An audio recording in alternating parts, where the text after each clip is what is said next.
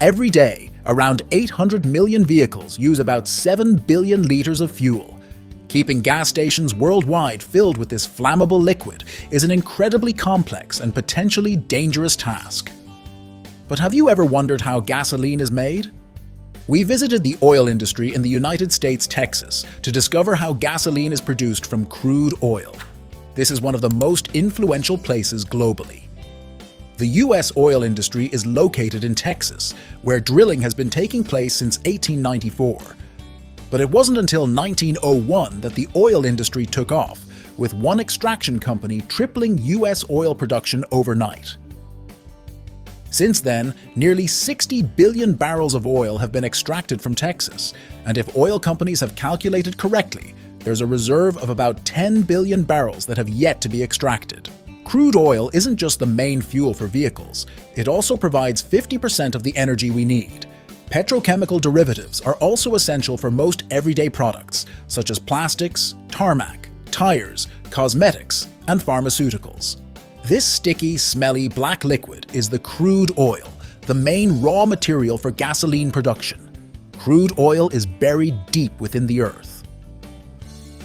Millions of years ago, plants, animals, organisms, and tiny creatures died, falling onto seabeds and buried under the sediment. Over centuries, this organic material underwent chemical transformation due to heat and pressure.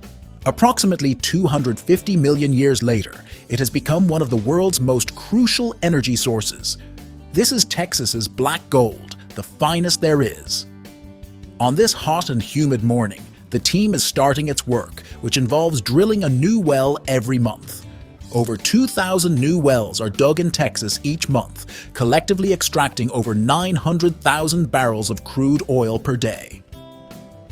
To keep the crude oil flowing, producers like Occidental Petroleum Corporation drill an average of one new well every day.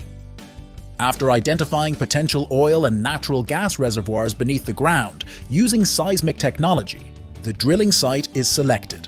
Although this technology helps to an extent, but oil exploration is still a gamble.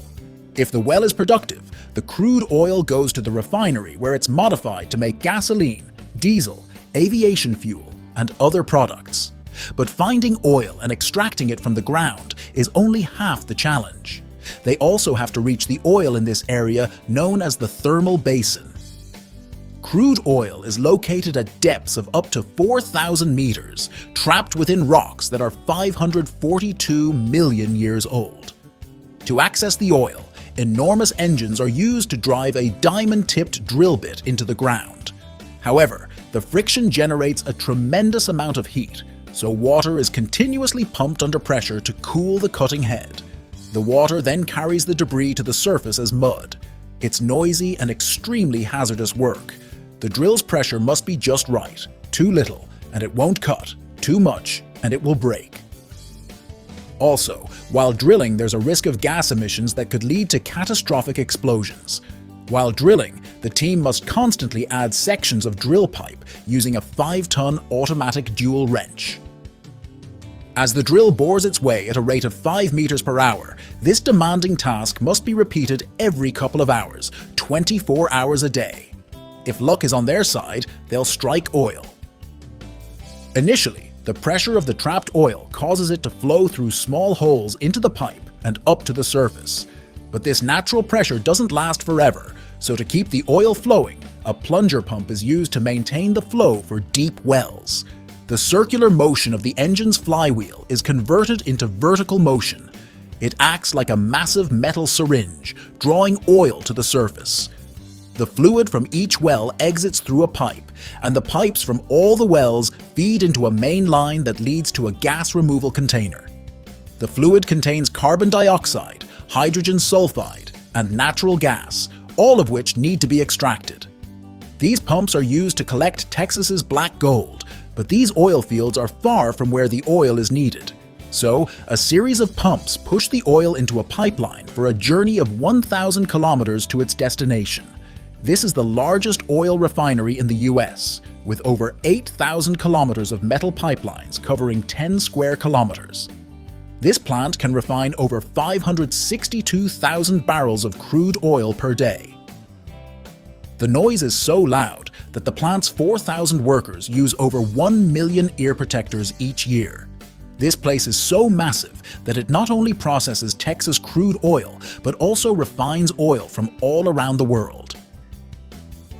Crude oil contains a mix of hydrocarbons, each with a different number of carbon atoms. These hydrocarbons have different weights. Propane is the lightest, while the heaviest is used for tarmac. The team removes and treats hydrogen sulfide, converting it into sulfur, which a local farm buys and uses as fertilizer. After heating the crude oil to over 370 degrees, it's pumped into the base of a tower, where it rises as vapor, similar to boiling water. Upon cooling, the molecules condense. The heaviest molecules settle at the bottom. Lighter molecules, such as gasoline and kerosene, continue rising until they also condense and can be extracted via a siphon. From every 191 barrels of crude, 88 liters of gasoline, 48 liters of diesel, about 26 liters of kerosene, nearly 7 liters of propane, and 32 liters of other products like lubricants and plastics are extracted. This plant produces enough gasoline for a car to travel to the moon and back 770 times. The fuel is tested in an old engine that assesses its knocking resistance. Knocking in an engine occurs when the fuel spontaneously ignites upon compression in the engine cylinder. Then, the lab can provide the data back to the refinery to correct mix errors and ensure perfection. It's time to open some valves to let the gasoline flow through underground pipes to nearby terminals. From there, it goes into huge tanker trucks. However, filling a tanker truck is riskier than filling a car's gas tank. A mistake while loading or unloading the truck could result in a serious explosion. The metal body can generate sparks due to static electricity, so the first step is to ground the truck with a cable and activate protection sensors against overfilling. A second pipe, known as a vapor recovery pipe, absorbs emitted vapors to prevent them from dispersing into the atmosphere. About 4 million liters of gasoline is transported to gas stations every day. After pouring the gasoline into large tanks, it's ready for consumption. The next time you fill up your tank and think about the high fuel costs, take a moment to acknowledge the sweat and toil of the laborers and oil producers who make it all happen. If you want to know how sheep's wool is converted into clothes, watch the video on your screen, like the video if you have enjoyed it, and share it with your friends. Also, subscribe to this channel by activating notifications to keep learning. Thank you for watching.